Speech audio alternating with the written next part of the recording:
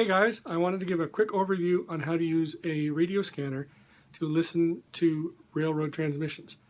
What I have here is a Uniden Bearcat 72XLT handheld scanner. This scanner can scan for radio transmissions in certain frequency bands, especially around the radio frequencies. So as you can see, it's handheld, battery powered, got a little rubber ducky antenna. I'll get right into it and how to use it. Well, first of all, you got the big power button right here. Turn that sucker on, and what you'll see is it starts to scan. That's picked up something right there. So what it's doing is it's scanning through all of the frequencies that you've configured to it, and if it hears anything on it, it'll stop.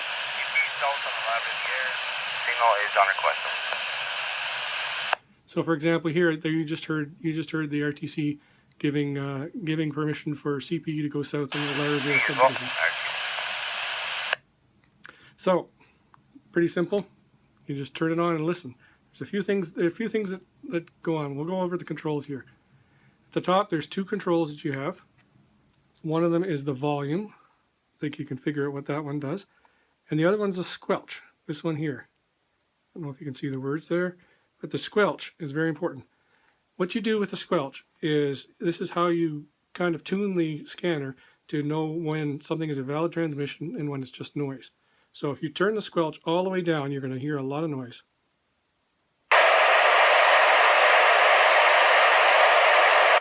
So what you hear with that noise is basically it's just picking up static and saying, "Oh, that sounds like a transmission. I'm gonna play that." But you don't want that. So what you do is you turn it down to you turn it down till you hear that noise. Turn it up just a little bit till it goes away. Sometimes you might have to tweak it a little bit later on and turn it up just a little bit more. You want it to be as close to that static noise as you can get it, so it's as sensitive as it can be, but just a little bit higher. So those are the two controls there. Like I said, you've got the antenna here. This antenna is removable. You just push down and take it off. And then this is a standard thing. So you can put in other antennas. Some people buy antennas, like for example, magnetic ones that go on top of your car that run a cable to them. Get very good reception for that.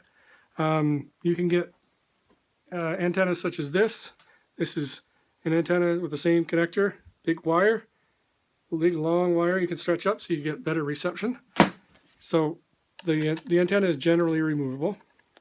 There's a headphone jack here, so that you can not have to listen to it. Let everyone around you listen to it, or maybe if you're in a noisy area, you can put the headphones on so you can hear it. Be careful; it's really loud through the headphones. You got to turn the volume way down. The only other connection on the outside is here. On this one is for an external charger. It has batteries in it right here, and these are rechargeable batteries. So if you plug the charger in, it will charge the rechargeable batteries in place. So, pretty straightforward. Now, I'm not going to get too much into programming it. You can read the manual on how to program it. It's pretty straightforward. But I'm going to go into a few of the functions here. So I already talked about the power. There's a light one there in case you're at night. You can light her up. I'll leave it lit. There's a scan, which is basically when you press that, it says start resume scanning. But there's a hold one. So a hold one basically says stop scanning. So it stops on one channel. You can see there, it says stopped on channel 27, and that's the frequency. And it's in bank 3. So there's different banks. You can have different banks in these. My scanner has 10 banks of 10 frequencies each. So basically, you can turn banks on and off. So what you would do with a bank is you would say, for example, I have a bank of CN, and I have a bank of CP, and I might have a bank of a short line. So if I'm railfanning CN, I want to turn on the CN bank, but not bother scanning the CP bank because I don't care. I'm not near a CP line. So I turn off all those other banks. So you want to scan as few frequencies as possible so that it spends the most time on the frequencies that you want to hear something on. So right now, if I press that scan button, you'll see what happens is it resumes scanning, but it's only scanning bank 3, which is my CN bank. And if you hit hold, it stops on one of them. So, but then you can see it's on channel 22 right now. So what you can do is you can just type in 21, hold, and it goes and sits on channel 21. Now this frequency is whatever you've configured it in. You can look in your trackside guide or online resources to figure out what frequencies you'd like to look at. So, and then, like I said, to resume scanning, scan. Now say, for example, there's one frequency in a bank that you don't want anymore. You can lock it out. So say I want to go to, say I don't like channel 26. I can go function, lockout. You can see the LO comes in underneath here. That means this channel is locked out. It won't be scanned. And then just, you can toggle it again to bring it back into scan. So you can lock out channels that are troublesome, or maybe there's a lot of static, and you might want to lock them out. If you want to turn on another bank, let me figure out how to do that. Oh yeah, you just simply press the number. So say bank 3 is there. I press 1. If I'm scanning, I press 1. See, it's only scanning bank 3. I press 1. Now it's going to scan bank 1, 3, and you can see it toggles back and forth between them. So if I turn on all my banks, like that, it takes a while to cycle through each one of them.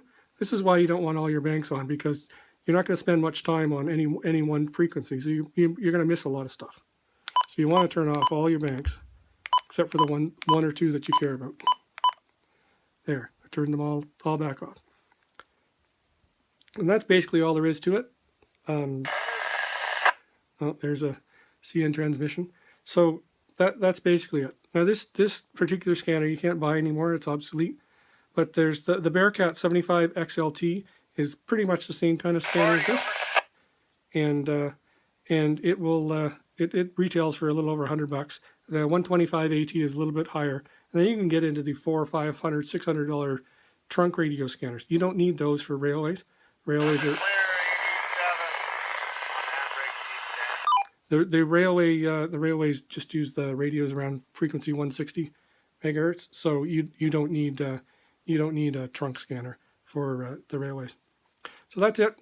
Thanks for listening. If you want to see me online, go to traingeek.ca, read my blog, Confessions of a Train Geek, at blog.traingeek.ca, or see me on Instagram at Steve Train Geek. Thanks a lot.